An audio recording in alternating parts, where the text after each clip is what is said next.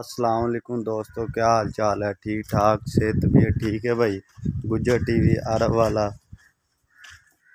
0355 72 355 साडा नंबर है।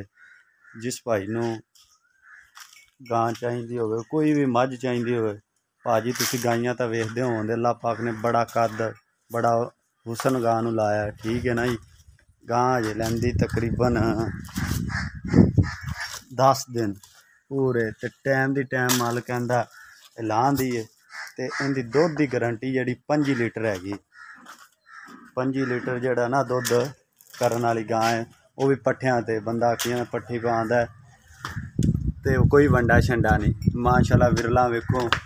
और थले छोटे बवी देखो जी, जड़ा मर्जी बच्चा बह जाए, वड्डा बह जाए, कोई टेंशन नहीं हैगी। टोरी माड़े गानो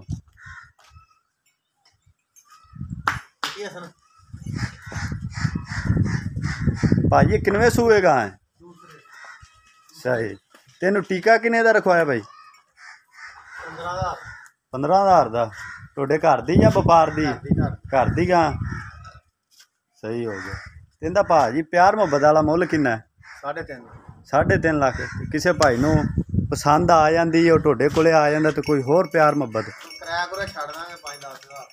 सही भाजी। दूजा वैड़ ने सुबह सूना फिर टोर उधर भार भूर तो नहीं पाँदी गा? सही। तो कोई वीर अगर बयाना कर लैंदा लाख रुपया अपने नाल, तो आखे मैं सूई जावां, सही हो गया। तो अगर किसी भाई नूं पसंद आ जाती, लाख रुपया आंदा बयाना मेरे नाल कर लवे, तो सूई होई भी जा सकता है, ठीक है ना। गारंटी वाली आंदा हर किस्म की गारंटी देगा, ठीक है ना जी। अगर मेरे भाई नूं किसी नूं पसंद आ जाती है तो लाख रुपया बयाना कर दे, सून तो बाद जा सकता।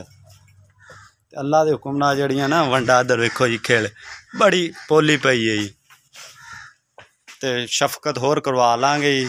साडा नंबर 0356 72 355।